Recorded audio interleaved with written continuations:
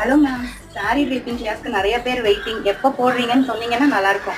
Okay, எங்கிட்டயும் நிறைய பேர் enquiry பண்ணாங்க. அதுக்கான டேட் தான் நம்ம அனௌன்ஸ் பண்ண போகிறோம். நம்மளோட இன்ஸ்டியூட்டில் February லாஸ்ட் 28 அன்னைக்கும் March 1 அன்னைக்கும் நம்ம வந்து சாரி ட்ரேப்பிங் கிளாஸ் போடுறோம்.